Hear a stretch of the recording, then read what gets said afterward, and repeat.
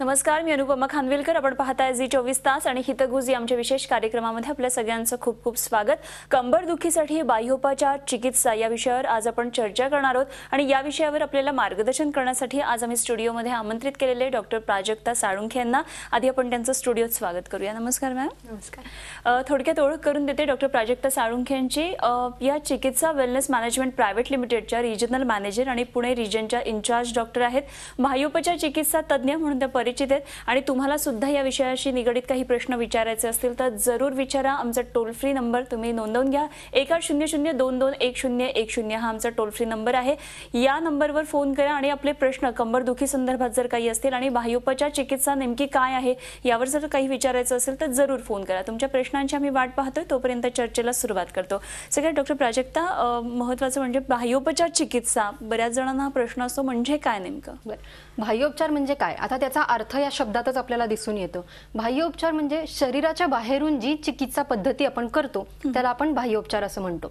तर बाह्योपचार हे कुठून आले? प्रथम तर प्रत्येक देशाची काही ना काही एक चिकित्सा पद्धती असते. तर बाह्योपचारामध्ये आपण काय केलेले की प्रत्येक वेगवेगळ्या देशांचे आपण शोध घेतले आणि त्याच्यातून वेगवेगळ्या ट्रीटमेंटच्या पद्धती आपण शोधून काढल्या आणि त्यातल्या अगदी उत्कृष्ट जे चांगल्या पद्धतीने आपल्याला रिझल्ट्स देतील ऑर्थोच्या रिलेटेड कंडिशन्समध्ये, तर त्यांचा आपण उपयोग बाह्योपचारामध्ये केला. तर आता बाह्योपचार आपण सुरुवात केले तर त्याचा फायदा काय दिसून आला आपल्याला? तर त्याच्यात औषधी आपल्याला कुठल्याही प्रकारचे औषधे पोटातून द्यायला लागत नाही. कुठल्याही प्रकारचे साईड इफेक्ट्स आपल्याला याच्यामध्ये दिसून येत नाही. परत आपल्याला दिसून येते लोकांना गुडघेदुखी असते, कंबरदुखी असते, तर त्यामध्ये आपण काय करत असतो की गोळ्या खात असतो. पण बाह्योपचारामध्ये फरक काय असतो की तिथे आपण डायरेक्ट लोकल त्या ठिकाणी आपण काम करतो. त्यामुळे लोकांना एक प्लासिबो इफेक्ट येतं आणि सायकोलॉजिकल पण त्याचा इफेक्ट असल्यामुळे त्यांना तिथे तो त्रास कमी झालेला दिसून येतो. परत बाह्योपचाराचा आपल्याला असा उपयोग दिसून येतो की आपण जरी बाहेरून ट्रीटमेंट करत आहोत, गुडघे दुखतोय, कंबर दुखतोय, आपण त्याच ठिकाणी जरी ट्रीटमेंट करत असू तरी आपण पूर्ण बॉडीवरती त्याचा उपयोग होतो आणि त्याचा इंटरनल फंक्शनिंग मध्ये आपल्याला त्याचा खूप चांगला उपयोग दिसून येतो. परत अजून एक फायदा आपल्याला बाह्योपचार असा दिसून येतो की इंटरनल जे काय अवयव आहे त्याला कुठल्याही प्रकारची इजा आपल्याला पोहोचत नाही. त्यामुळे बाह्योपचार हे खूप चांगल्या पद्धतीची एक ट्रीटमेंट आहे, असं बाह्योपचार हे आहे. बरोबर. कंबरदुखीकडे आपण जाऊया. कंबरदुखीची बेसिकली चिकित्सा काय असते आपण सांगूया आणि नेमकी लक्षणं बेसिकली काय असतात कंबरदुखीची? कंबरदुखीची लक्षणं, कंबरदुखी चालू झाली. कंबर कसं असतं, आता मणका हा आपल्या बॉडीचा बॅकबोन म्हणून सांगितला असतो. तर पाठीचे मणके असतात, कमरेचे मणके असतात. कमरेच्या मणक्याच्या खाली आपले माकड हाड असतं. तर पाठीचे जे मणके असतात त्याला समोरून आपलं रिब्स असतात, तर ते सपोर्ट करतात. त्यामुळे आपल्याला बऱ्याच वेळा दिसून येतं की पाठीच्या मणक्यांमध्ये त्रास इतके जास्त दिसून येत नाहीत ते रेशो कम्पेअर केला तर. पण जर का कमरेचा भाग घेतला तर लंबर एरिया आपण त्याला म्हणतो, तर तिथे पुढून कुठल्याही प्रकारचा सपोर्ट आपल्याला दिसून येत नाही. तर आता यात जर का लक्षणं आपण बघितली कंबरदुखीची तर आपल्याला दिसून येतं की आपल्याला उठता बसताना पेशंट्सला बऱ्यापैकी त्रास होत असतो. जास्त वेळ उभं राहिलं की त्यांना त्रास होऊन जातो. परत आता जर लंबर्स जे असतात, मणके जे असतात, मणक्यांच्या मध्ये आपल्याला गादी दिसून येते आणि तिथूनच आपले वेगवेगळ्या नर्व्स आपल्या बाहेर पडत असतात जे आपल्या बॉडीला सप्लाय करतात. तर बऱ्याचदा आपण असं दिसून येतं की गादी जी असते ती जर का सरकली तर त्याचा प्रेशर येतं नर्व्सवरती. तर त्याने काय होतं की आपल्या पायांमध्ये मुंग्या यायला लागतात. पायाच्या शेवटचे 3 जी बोटं असतात त्यामध्ये आपल्याला बधीरपणा जाणवतो, मुंग्या दिसून येतात, पाय जड येतात. बराच काळ पेशंट आधी बराच वेळ चालत असतो, पण आता होतं काय की 10 पावलं चालले की त्यांना बसावं लागतं, त्यांना पुढे चालायला बिलकुल जमत नाही. तर असा आपल्याला त्रास दिसून येतो. परत उठता बसताना त्यांना त्रास जाणवतो. खाली मांडी घालून बसता येत नाही, खाली बसलं तरी त्यांना पाठीला काहीतरी सपोर्ट लागतो. ही अशी आपण कंबरदुखीची लक्षणं आपण सांगू शकतो. बरोबर. जर मुळात कारणांकडे जायचं झालं तर नेमकं मग कंबरदुखीचं कारण काय म्हणावं लागेल? कंबरदुख कसं असतं ना, आता आयुर्वेदाच्या हिशोबाने जर का आपण बघितलं तर कमरेच्या कटी, कंबरलाच आपण संस्कृतमध्ये कटी असं म्हणतो. तर वाताचं प्रमुख स्थान हे कटी आहे. तर आता आपण जर का पहिलं आहाराच्या हिशोबाने बघूया. आहार आपण घेतो, आता बरेच आपण बघतो फास्ट फूड सगळेजण खातात, तर त्याचं काय होतं, आपण खातो, परत स्ट्रेस असतो, त्याच्यामुळे आपलं डायजेशन जे आहे ते व्यवस्थित होत नाही. डायजेशन व्यवस्थित न झाल्यामुळे आपला स्थानिक वात म्हणजे कटीच्या ठिकाणी जो वात असतो त्याचा प्रकोप होतो. त्यामुळे आपल्याला कंबरदुखी दिसून येते. तिथलाच वात प्रकोप झाला की आपले अजून बाकी 4 प्रकारचे जे वात असतात त्यांचाही प्रकोप होतो. तर आपल्याला दिसून येतं की पेन आपलं रेडिएट होतंय, पाठीत रेडिएट होतंय, हातामध्ये रेडिएट होतंय, पायामध्ये रेडिएट होतंय. तर आहारामुळे हा एक त्रास आपल्याला दिसून येऊन जातो. परत आपण बघितलं स्त्री आणि पुरुष यांच्यामध्ये कारण आपल्याला वेगळ्या प्रकारची दिसून येतात. तर स्त्रियांमध्ये कसं असतं की गर्भाशय हे एक एक्स्ट्रा ऑर्गन फिमेल्समध्ये असतं. तर मासिक पाळीच्या वेळेस आपण बघितलं तर पाळीच्या वेळेस कॉन्ट्रॅक्शन्स येतात गर्भाशयामध्ये. तर गर्भाशयाला लिगामेंट्स जॉईंट असतात आणि ते आपल्या कमरेचे जे बोन्स असतात त्यांना ते अटॅच्ड असतात. कॉन्ट्रॅक्शन्स झाल्यामुळे काय होतं तर लिगामेंट्स वरती ताण येतो आणि इनडायरेक्टली आपल्या बोन्स वरती ताण येतो. त्यामुळे आपल्याला दिसून येते की कंबरदुखी येते. काही लोकांमध्ये फार कमी प्रमाणात असतं पण काहींना खूप अति असहाय्य प्रमाणामध्ये आपल्याला ती कंबरदुखी दिसून येते. परत आपण मेल्समध्ये आपण जर का बघितलं तर मेल्सचं कसं असतं की ते खूप हेवी काम करतात. म्हणजे आता जर आपण हमाल बघितले तर ते अगदी जड जड गोष्टी इतक्या ते उचलत असतात. परत कुली वगैरे आपण बघितले तर ते बॅग्स उचलतात, चुकीच्या पद्धतीने वागतात, बसतात, उठतात, बसतात. ह्या गोष्टी जर का केल्या तर आपल्याला कंबरदुखी ही परत एक दिसून येते. परत आपण बायकांमध्ये बघितलं तर डिलिव्हरीच्या काळात एकंदरच काय होत असतं की बाळ मातेच्या गर्भामध्ये वाढत असतं. तर तिथे काय होतं एक्झॅक्टली की आधी ती जागा बारीक असते आणि नंतर मग जसं जसं बाळ वाढत जातं तसं तसं तिथले बोन्स आपले मोठे मोठे जागा तिथली वाढत जाते आणि तिथे आपल्याला पेन जाणून येतं. तर डिलिव्हरीच्या काळामध्ये बाळ जेव्हा बाहेर येत असतं त्यावेळेस मणक्यांवरती त्याचा दाब पडतो आणि तिथे मुवमेंट्स होतात. त्याच्यामुळे आपल्याला कंबरदुखी दिसून येते. डिलिव्हरी झाल्यानंतरही आपण बघू शकतो की आपल्याला कंबरदुखी बऱ्याच बायकांमध्ये नंतरही प्रिव्हेंट दिसून येत असते. तर त्याचं कारण काय असतं की गर्भाशयामधून बाळ बाहेर आल्यानंतर तिथे पोकळी निर्माण होते. जिथे पोकळी असते तिथे वात असतो. वात शरीरातला वाढला की आपल्याला तिथे पेन दिसून येतं. तर ती पोकळी झाल्यामुळे तिथे आता वाताचा प्रकोप ऑब्व्हियसली झालेलाच असतो. तर आपण ते एक कारण बघून येतो की फिमेल्समध्ये पेन जास्त होत असतं. परत आपण डायटरी डेफिशियन्सीज आपण जर का बघितलं तर कॅल्शियम जर का फिमेल्स कमी घेत असतील तर त्यांच्यामध्ये आपण बघू शकतो की त्यांना कंबरदुखी होत असते. परत आपण बघितलं तर आता सध्याची लाईफस्टाईल इतकी चेंज्ड आहे की लोक हाय हिल्स ह्या गोष्टी खूप जास्त प्रमाणात सगळेजण वापरण्याला आपण बघतो. तर हाय हिल्स वगैरे हे घातल्यामुळे काय होऊन जातं ना की आपलं पोस्चर व्यवस्थित राहत नाही. पोस्चर व्यवस्थित न राहिल्यामुळे प्रेशर आपलं कमरेवरती सतत येत राहतं आणि त्याच्यामुळे आपल्याला दिसून येतं की कंबरदुखी होते. कंबरदुखी होत असता असता बाकीचे मग त्याच्यातून त्रास स्लिप डिस्क म्हणा बाकीच्या गोष्टी आपल्याला दिसून येतात. परत आपण बघितलं तर आता ऍक्सिडेंट्स वगैरे इतकं रॅश ड्रायव्हिंग वगैरे सगळे जण करतात. तर ऍक्सिडेंट झाला तर याचं म्हणजे ट्रॉमॅटिक कारण जे हेतू आपण म्हणतो त्यामुळे की ऍक्सिडेंट झालाय काय मार बसलाय तर याच्यामुळे आपल्याला कंबरदुखी दिसून येते. मग कंबरदुखीतच आपण मणके जसे म्हटले तर त्याची वेगळी वेगळी कारणं असतात की जी डिस्क असते कधी कधी डिस्क सरकते, डिस्क बल्ज आपण म्हणतो, परत डिस्क हर्निएशन आपण जे म्हणतो. डिस्क सरकली असल्यामुळे डिस्कचा बल्ज येतो म्हणजे फुग्याप्रमाणे ती डिस्क आपल्या जागेतून बाहेर निघते. तर ते ऍक्च्युली का होत असतं की आपण आपली डेली रुटीनची जी कामं चालू असतात तर त्याच्याने आपण पोस्चर्स आपले चुकीचं असतात. मेन गोष्ट हीच असते की आपले चुकीचे पोस्चर्स असतात. तर चुकीच्या पोस्चरमुळे ताण हा कमरेवरती चुकीच्या पद्धतीने जातो. तर एक्झॅक्टली काय होतं तर जे दोन मणके असतात त्यांच्यामध्ये जी गादी असते त्याच्यावरती आपण म्हणतो की डिस्क सरकली पण ऍक्च्युली ती डिस्क सरकलेली नसती. दाब येतो वरच्या मणक्याचा खालच्या मणक्यामध्ये. मधली जी डिस्क असते ती दाबल्या जाते. दाबल्यामुळे काय होतं ती स्क्वीज झाल्यामुळे त्याचं एक बलून प्रमाणे ती बाहेर येते. मग काही वेळेस असं असतं की तिथून जी नर्व बाहेर निघालेली असते तर त्याच्यावरती प्रेशर येऊ शकतं किंवा नाही येऊ शकत. मग जर का त्याच्या नर्ववरती प्रेशर आलेलं असेल तर त्याची आपल्याला लक्षणं मी जशी सांगितली ती वेगळ्या पद्धतीने दिसून येतात. आपण आणखी याच्यावर चर्चा करू. आपल्यावर सध्या एक प्रेक्षक आहेत जळगाववरून, आपण त्यांचा प्रश्न घेऊया. भाऊराव बोरकर आहेत. नमस्कार भाऊराव, विचारा आपला प्रश्न. हा मॅम, मला ना वस्तू उचलावर कंबर आणि वाकल्यावर कंबर. भाऊराव आपला आवाज नीट पोहोचत नाहीये, पुन्हा एकदा प्रश्न विचारा थेट. हॅलो. हा बोला, सलग प्रश्न विचारा. हा मॅम, मला जड वस्तू उचलल्यावर आणि खाली वाकल्यावर कंबर फार दुखतं आणि ताठ होण्यास खूप त्रास होतो. वय काय तुमचं? 22. आणि कामाचं स्वरूप काय?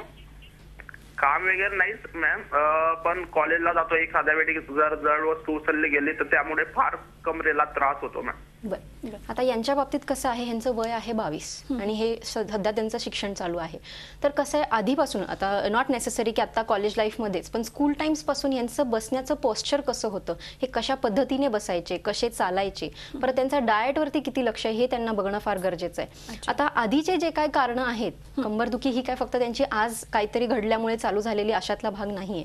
आधी चुकीच्या पोस्चर्समध्ये बसल्यामुळे, चुकीच्या पद्धतीने ताण घेतल्यामुळे त्यांना कंबरदुखी चालू झालेली आहे. तर त्यांच्या बाबतीत मेजर सच काही प्रॉब्लेम नसावा, पण मनका जो आहे त्याच्या बाजूचे जे स्नायू असतात त्याच्यामध्ये आपल्याला पॅरास्पायनल मसल्स जे असतात त्याच्यामध्ये स्पाझम आलेला असणार आहे, त्याच्यामुळे त्यांना समोर वाकलं आणि जड वस्तू कुठली उचलताना त्यांना त्रास होत पण असेल. यांना बाह्योपचार चिकित्सेचा अगदीच. उपयोग होऊ शकतो खूप चांगल्या पद्धतीने. आता यांनी जर का जवळच्या केंद्राला जर का संपर्क केला आणि त्यांनी जर का ट्रीटमेंट घेतली तर त्यांना खूप चांगल्या पद्धतीने याचा फायदा होऊन जाईल. आणि कसं असतं ना, पेशंटने त्रास उद्भवला की बराच काळ ते लोक अंगावरती काढतात आणि नंतर जाऊ या पद्धतीने फार उशिरा ट्रीटमेंट चालू करतात. पण तोपर्यंत काय झालं असं की व्याधी हा गंभीर स्टेटला पोहोचलेला असतो. मग त्याच्यातून रिकव्हरी यायला आपल्याला फार प्रॉब्लेम येऊन जातो. प्रॉब्लेम ॲज इन की स्लो, वेळ जास्त लागतो. पण जर का सुरुवातीला त्रास चालू झालाय आणि लगेचच जर का तुम्ही तज्ञांना संपर्क केला आणि ट्रीटमेंट जर का चालू केली तर आपल्याला त्याच्यातून रिलीफ फार लवकर मिळू शकतो.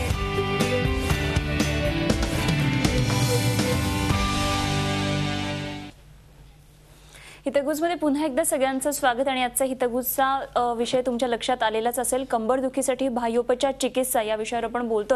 आणि आपल्याबरोबर डॉक्टर प्राजक्ता साळुंखे आहेत. तुमचेही प्रश्न आम्ही घेणार आहोत, त्यामुळे 1800221010 या क्रमांकावर जरूर संपर्क करा आणि तुमच्या प्रश्नांची आम्ही वाट पाहतोय. पुन्हा एकदा चर्चेकडे वळते. आपण बघितलं बाह्योपचार चिकित्सा म्हणजे काय, कंबरदुखीची सगळी लक्षणं, पण कुठल्या कुठल्या वयोगटासाठी बाह्योपचार चिकित्सा ही वापरता येऊ शकते?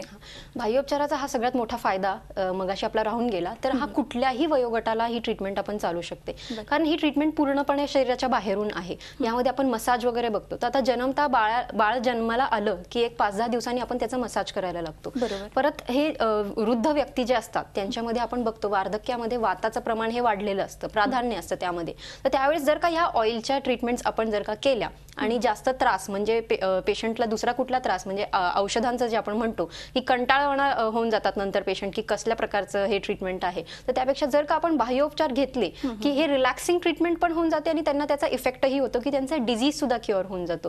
त्यामुळे कुठल्याही वयोगटाला आपण बाह्योपचार ही खूप चांगल्या पद्धतीने फायदा होऊ शकतो त्याचा. बरोबर. आणखी जर विचारायचं झालं तर आता कंबरदुखीसाठी नेमक्या कुठल्या कुठल्या बाह्योपचार पद्धती आहेत किंवा चिकित्सा कुठल्या आहेत? आता बाह्योपचारामध्ये आपण कसं करतो ना, आपण चायनीज थेरपीज मधले काही ट्रीटमेंट्स आहेत आणि आयुर्वेदिक पंचकर्मातल्या काही ट्रीटमेंट्स आहेत. तर आपण पहिलं चायनीज थेरपीजचं ट्रीटमेंट्सचं बघून घेऊया.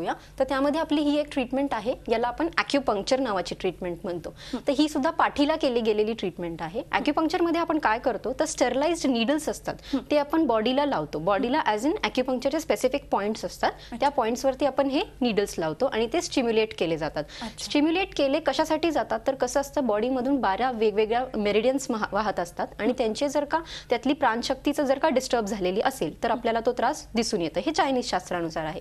तर ज्यावेळेस आपण ॲक्युपंक्चरच्या नीडल्स लावतो तर आपण ही प्राणशक्ती ही आपण स्टेबल करत असतो. त्याने काय होतं की तुमचा पेन कमी होऊन जातं. स्टिफनेस जो आलेला असतो, जो एक फार मोठा कॉज आपल्याला दिसून येतो कंबरदुखीमध्ये, तो स्टिफनेस खूप चांगल्या पद्धतीने आपला निघून जातो. बऱ्याच वेळा आपल्याला दिसून येतं की कमरेच्या ठिकाणी सूज आलेली असते सॅक्रल एरियामध्ये, तर तिथे याचा खूप चांगल्या पद्धतीने आपल्याला फायदा दिसून येतो. परत रोल्फिंग नावाची ही ट्रीटमेंट आहे. जसं मी म्हटलं आता स्पाइन आहे, स्पाइनच्या बाजूचे जे स्नायू आहेत तर त्या पॅरास्पायनल मसल्स आपण त्याला म्हणतो, त्यांच्यामध्ये जर का ताण आला तर आपल्याला त्रास व्हायला लागतो. तर ऍक्च्युअली तिथले जे टिश्यूज असतात तर त्यांच्यावरती डीप टिश्यूजला आपल्याला ट्रीटमेंट करणं गरजेचं असतं की तिथे जे स्टॅग्नंट ब्लड असतं किंवा जो स्टिफनेस आलेला असतो तो आपल्याला घालवायचा असतो. तर त्यामध्ये आपण ह्या ट्रीटमेंटचा फायदा करू शकतो की तिथून ते पेन आपल्याला कमी करता येतं. ॲक्युप्रेशर नावाची जी ट्रीटमेंट आहे तर यामध्ये आपण काय केलं जातं की जसे ॲक्युपंक्चरचे पॉईंट्स असतात की आपण स्पेसिफिक पॉईंट्सलाच आपण ते नीडल लावून स्टिम्युलेट करतो, त्यानुसार ॲक्युप्रेशरचे आपण काही पॉईंट्स ही मॅन्युअली ही ट्रीटमेंट केली जाते. तर हा एक ड्राय मसाजचा प्रकार आपण म्हणू शकतो, पण ते स्पेसिफिक पॉईंट्स दाबले जातात आणि आपलं पेन कमी करण्यात मदत होते. हा पण एक प्रकार आहे ॲक्युपंक्चरचा. हा इयर ॲक्युपंक्चर आपण याला म्हणतो. आता याचं कसं सायन्स आहे की इयर हा आपल्या ब्रेन पासून अगदी जवळ असल्यामुळे तिथल्या ज्या नर्व एंडिंग्स आहेत त्या इयरमध्ये असतात असं सांगितलेलं आहे. तर ज्यावेळेस आपण हे पॉईंट्स लावतो तर काय होऊन जातं की ते ब्रेनला आपलं इम्पल्सेस लवकर देतात आणि ब्रेनला इम्पल्स दिल्यामुळे जिथे लोकल त्रास असतो, सपोज गुडघेदुखी आहे तर गुडघ्याचे पॉईंट जर का आपण कानामध्ये लावले तर ते इम्पल्स ब्रेनला जातात आणि ब्रेन लोकल एरिया म्हणजे गुडघ्याच्या ठिकाणी ती सुधारणा करतो आणि ज्याने की आपलं तिथलं पेन कमी होऊन जातं. हे असं ॲक्युपंक्चरचं आपण बघून येतो.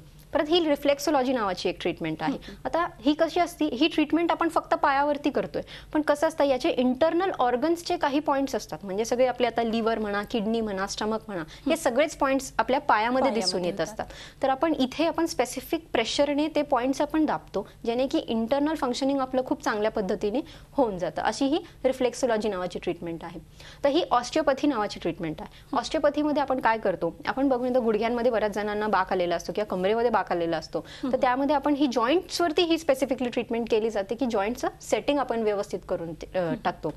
परत कायरोप्रॅक्टिक, आता ही खूपच इम्पॉर्टंट ट्रीटमेंट आपण जी करतो आपल्या इथे, तर स्पाईनवरती आपण बघून येतो बऱ्याच जणांना स्पॉन्डिलायटिस झालेले असतात, स्पॉन्डिलोलिस्थेसिस वगैरे, म्हणजे मणका जागेवरून सरकला किंवा गादी सरकली, अशा प्रकारचे आपण साधारण भाषेत म्हणायचे तर असे त्रास लोकांना दिसून येतात. तर आपण काय करतो, तर आपण त्या स्पेसिफिक जिथे त्रास झालेला आहे तिथे आपण दाब देऊन तो मणका जो सरकलेला असतो तो आपण त्याला व्यवस्थित त्याच्या जागेवरती बसवतो, ज्याने की त्याचा त्रास मग कमी होऊन जातो. शियात्सू नावाची ही एक ट्रीटमेंट आहे. ही पण आपण म्हणू शकतो की स्पेसिफिक प्रेशरने दाब देऊन आपण ही ट्रीटमेंट करून घेतो.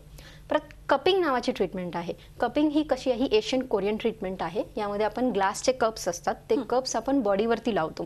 तर ते सुद्धा स्पेसिफिक पॉईंट्स जिथे स्टिफनेस आपल्याला दिसून येत असतो त्या ठिकाणी आपण हा कप लावतो. हा कप लावल्यावरती आपण तो मसल जो आहे तो आपण ओढून घेतो. तर तिथे एक्झॅक्टली काय होत असतं, त्यावेळेस मसल खेचल्यानंतर तिथलं ब्लड सर्क्युलेशन आपण वाढवतो, त्यामुळे हिलिंगमध्ये आपण तिथे हेल्प करतो की हिलिंग चांगल्या पद्धतीने होतं. ब्लड सर्क्युलेशन चांगलं झाल्यामुळे तिथे जे टॉक्सिन्स ऑलरेडी स्टॅग्नेट झालेले असतात ते आपल्याला तिथून मूव्ह करता येतात आणि त्याच्यामुळे जो आखडलेलापणा जो आपण म्हणतो आलेला असतो बॅकमध्ये, तर तो कमी होऊन जातो आणि पेन आपलं कमी होऊन जातं. परत आपण बघतो ही ॲक्युबेकम, ह्यालाच आपण ब्लड लेटिंग नावाची ट्रीटमेंट म्हणू शकतो. तर एक्झॅक्टली कसं असतं ना, चायनीज सायन्सनुसार काही पॉईंट्स असतात स्पेसिफिक, तर त्या ठिकाणी ब्लड स्टॅग्नेट झालेलं असतं, आपल्याला बऱ्याच वेळा दिसून येतं की पेन होत असतं. तर जर का आपण तिथनं ते स्टॅग्नेट ब्लड जर का रिलीज केलं तर तिथनं ती बॅड एनर्जी असते ती पण रिलीज होऊन जाते, ब्लड रिलीज होऊन जातं आणि त्याच्याने आपला पेन फार चांगल्या पद्धतीने कमी होऊन जातं. आणि याचा एक खूप चांगला अतिशय उत्तम प्रकारे याचा उपयोग आपल्याला दिसून येतो, कारण याच्यामुळे रक्त बाहेर आलेलं असतं. तर आपण आयुर्वेदाच्या हिशोबाने बघितलं तर पित्त सुद्धा आपलं दुष्ट पित्त जे असतं ते सुद्धा आपलं शरीरातून बाहेर जातं. मॉक्सिबक्शन नावाची एक ट्रीटमेंट आहे. तर ही कशी आहे की चायनीज थेरपीनुसार चायनीज मेडिसिनमध्ये मोक्सा म्हणून आपण जे म्हणतो एक स्टिक असते, तर त्याचा आपण शेक देतो बॉडीला. तर याचा फायदा काय होतो की आपल्या मसल्समधलं पेन आपलं कमी होऊन जातं आणि मेन थिंग इज आपल्या हाडांची ताकद वाढते. आणि यामध्ये शेक देतो याचाच अर्थ आपण हीट देतोय. आणि आयुर्वेदानुसार आपण म्हणतो की वात असेल तिथे पेन असतं, वाताचा गुणधर्म हा शीत असतो. तर ज्यावेळेस आपण हीट देतो तिथे तर ते कॉन्ट्राडिक्ट होतं आणि न्यूट्रलाइज होऊन जातं आणि तिथे आपलं पेन कमी होऊन झालेलं आपल्याला दिसून येतं.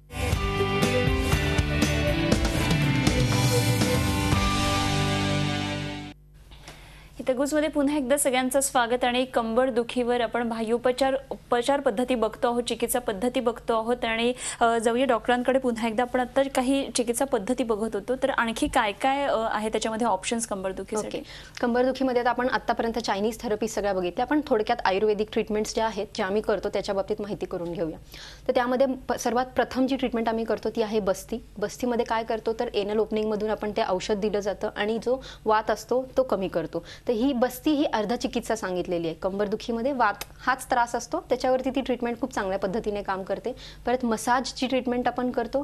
मसाजने आपण सर्क्युलेशन चांगलं करतो आणि तिथलं जर रुक्षता आलेली असते आणि पेन जे होत असतं ते त्याच्या मदतीने आपल्याला कमी झालेलं दिसून येतं. परत कटिबस्ती नावाची जी ट्रीटमेंट आपण करतो याचे खूप चांगल्या पद्धतीने फायदा आपल्याला दिसून येतो. स्पेसिफिकली जे पेन कमरेतून पायाकडे रेडिएट होत असतात त्याच्यात आपल्याला उपयोग दिसून येतो की कमरेच्या ठिकाणी पिठाचं आळं टाकून आपण तिथे सिद्ध औषधी असतात, काही औषधी तेल असतं, ते तेल उष्ण करून पेशंटला जितकं सहन होईल त्या हिशोबाने आपण एक अर्धा तासापर्यंत ते करत असतो आणि त्याचा खूप चांगल्या पद्धतीने आपल्याला फायदा दिसून येतो. तर अशी ही आयुर्वेदिक ट्रीटमेंट्स आपण आपल्या इथे करतो सगळे. बरोबर. मला वाटतं बऱ्याच अनुभव पण आहेत आपल्याकडे पेशंट्सचे, तर आपण सांगूया प्रेक्षकांना की नेमका या बाह्योपचार चिकित्सेचा काय फायदा आहे. आता कसे आपले टोटल 6 सेंटर्स आहेत, तर 6 सेंटरचे 6 डॉक्टर्स, प्रत्येकाचे वेगळे पेशंट, त्यांचे प्रत्येकाचेच वेगवेगळे अनुभव आहेत. त्यातल्या त्यात माझा एक अनुभव मी शेअर करते. तर एक पेशंट आहेत आपले पुण्याचे, निगडीत इथे ते ट्रीटमेंट घेत आहेत. एक 15 दिवस आधी आले, ते कंबरदुखी त्यांना खूप होत होती. त्यांनी 15 दिवस ट्रीटमेंट घेतली आणि आता अगदी त्यांचा त्रास पूर्णपणे कमी झालेला आहे, दुखणंही कमी झालंय. त्यांच्याच तोंडून आपण ते ऐकून घेऊया एकदा.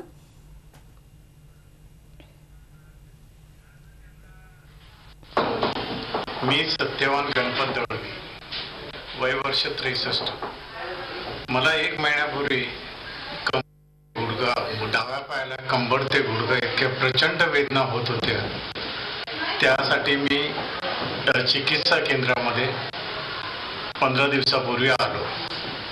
इथल्या प्राजक्ता मॅडम आणि त्यांचे सहकारी यांच्या ट्रीटमेंटमुळे मला इतके रिलीफ मिळालेले आहे की मी आता आरामात बसू शकतो, चालू शकतो आणि मला 100% रिकव्हरी झालेली आहे. तर मित्रांनो, तुम्हाला कोणाला असा त्रास असेल तर तुम्ही जरूर चिकित्सालयाला, बाह्योपचार केंद्राला भेट द्या, ही विनंती. एकंदरीतच बाह्योपचार पद्धतीचा खूप चांगला उपयोग या पेशंट्सला होतोय. सेंटर्स बाबत जर माहिती कोणाला प्रेक्षकांना हवी असेल तर काय सांगाल, कुठे कुठे सेंटर्स आहेत? आपले तसे चिकित्सा वेलनेस मॅनेजमेंटचे आपले 6 सेंटर्स आहेत टोटल. तर आपले तसे 4 मुंबईमध्ये आहेत आणि 2 पुण्यामध्ये आहेत. तर मुंबईमध्ये आपले ठाणे इथे आहे, तिथे डॉक्टर मुग्धा म्हणून असतात. परत आपलं डोंबिवली इथे डॉक्टर प्राची म्हणून असतात. दादर वडाळा या ठिकाणी डॉक्टर प्रीतम म्हणून असतात. बोरिवली इथे डॉक्टर जयश्री असतात. आणि पुण्याच्या ठिकाणी कर्वे रोड आणि निगडी, तर तिथे दोन्हीकडे मी असते आणि डॉक्टर विक्रांत आणि डॉक्टर प्रज्ञा, असे 6 सेंटर्स आहेत.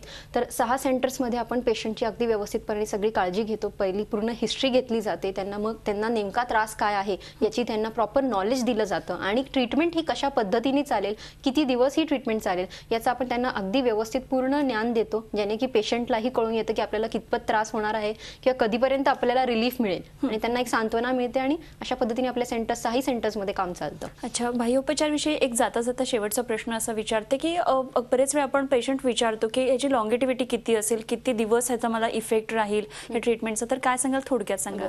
कसं असतं, बाह्योपचार आपण जर का ज्या पद्धतीने सांगितलेले आहेत त्या पद्धतीने जर का आपण ही ट्रीटमेंट घेतली आणि त्यासोबत जर का व्यवस्थित आहार ठेवला, व्यवस्थित एक्सरसाइजेस केली आणि काही औषधं असतील तर ती जर का व्यवस्थित घेतली तर आपला जो रिलीफ येतो बाह्योपचाराने तो अगदी परमनंट असतो. त्याच्यातून तो त्रास पुन्हा कधी येतच नाही. झी 24 तास रहा एक पाऊल पुढे.